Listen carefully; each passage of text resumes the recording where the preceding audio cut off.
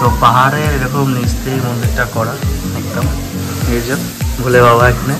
তো সবাই একটু তোমরা নমস্কার করে নিও বাবাকে। ওম নমঃ শিবায়। সব পুজো পার্বণ সব শেষ, তো এখন একটু ঘুরতে বেরোচ্ছি। এখন আমরা যাব মতি ঝর্ণা। তো মতি ঝর্ণাতে গিয়ে তোমাদের সাথে আবার দেখা হবে। ঝাড়খণ্ড বলো রাঁচি বলো প্রাকৃতিক সৌন্দর্যের অভাব নেই। তো আমরা এখন যাব ঝাড়খণ্ডের সাহেবগঞ্জে, যেখানে আছে মতি ঝর্ণা। এমনি ঝাড়খণ্ড বা রাঁচি এই সমস্ত জায়গাতেই প্রাকৃতিক সৌন্দর্যের চারিদিকে ভরা, পাহাড়, ঝর্ণা, নদী সমস্ত কিছুতে ভরা, কিন্তু আমরা তারই মধ্যে সব থেকে সৌন্দর্য বেছে নেব ঝাড়খণ্ডের সাহেবগঞ্জে এই মতি ঝর্ণা।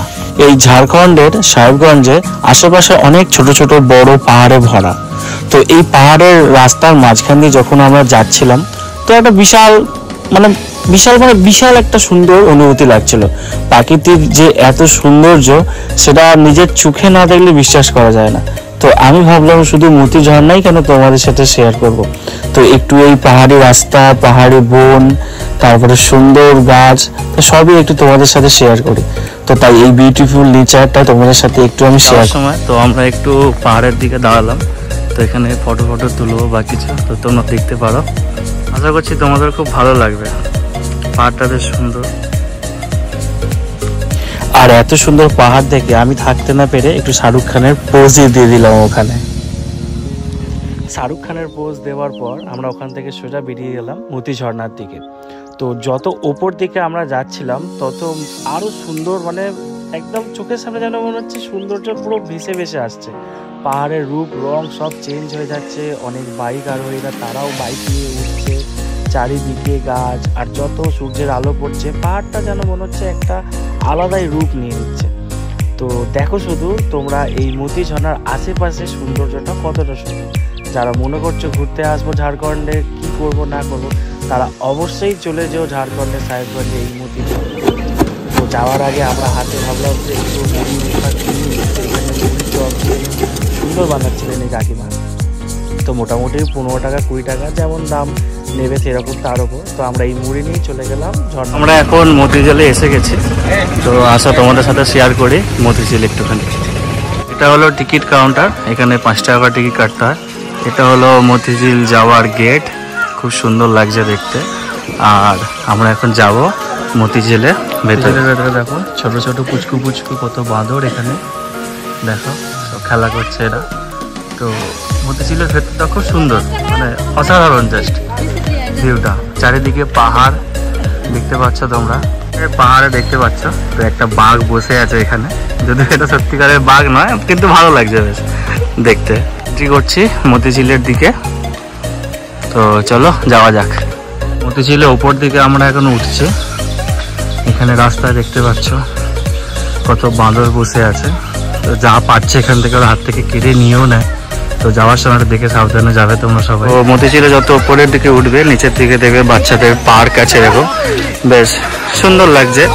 আর ওই দেখো মতি ঝর্ণা, খুব সুন্দর লাগছে, জাস্ট অসাম।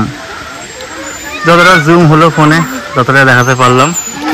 দেখো মতিঝিলের ভিউটা খুব সুন্দর। যেখান দিয়ে ঝর্ণা পড়ছে সেখানে দেখতে পাচ্ছ একটা শিব মন্দির আছে। তো আমি একটু জুম করে তোমাদের দেখাই। এটা হলো শিব মন্দির, যেখানে রুদ্রাক্ষের খুব গন্ধ পাওয়া যায় সামনে দিয়ে।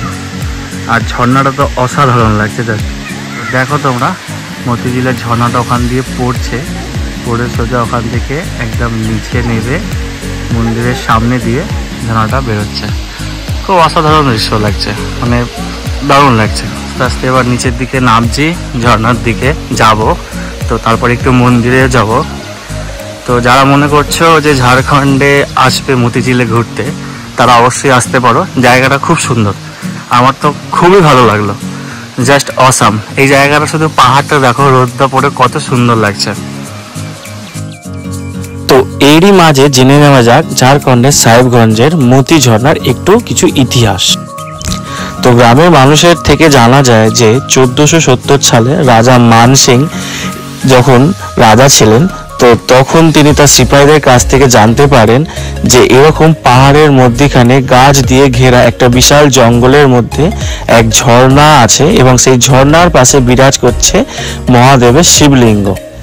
সেই শিবলিঙ্গ দেখার পর রাজা মানসিং প্রায় 2 বছর ধরে এই জঙ্গলটাকে পুরো সাফ করার চেষ্টা করে এবং রাজা মানসিং চলে যাবার প্রায় 100 থেকে 200 বছর ধরে এই জঙ্গলটা পুরো বিরাজ থাকে, একদম শূন্য হয়ে থাকে। প্রায় 100-200 বছর ধরে ফাঁকা থাকার কারণে সেই জঙ্গলে পরে ডাকুদের বাসা হয়ে যায় এবং সেখানে অনেক কিছুর খোঁজও পাওয়া যায়। পরবর্তীকালে বেশ কিছু বছর সেই ডাকুরা সেখানে বসবাস করে। তারপর তারা যখন সেখান থেকে চলে যায়, এরপর আনাগোনা হয় কিছু সাধুদের এবং সেই সাধুদের দেখে আশেপাশের লোকজনও সেখানে জানতে পারে যে এখানে একটি শিবলিঙ্গ এবং শিব মন্দির প্রতিষ্ঠিত আছে। এরপর আস্তে আস্তে মানুষের মধ্যে প্রচার হয়ে যায় সেই মন্দিরে শিব মন্দির আছে এবং সেখানে শিবের পূজা হয়। তারপর প্রায় 100 বছর ধরে সেখানে প্রচার হয়ে যায় যে ওখানে শিবলিঙ্গতে পুজো দেওয়া হয় এবং শিব মন্দিরও আছে। তো চলো এবার জেনে নিই শিব মন্দিরের কিছু রহস্যময়ী কাহিনী। হলো মতি ঝর্ণার মন্দির বাবা ভোলে বাবা।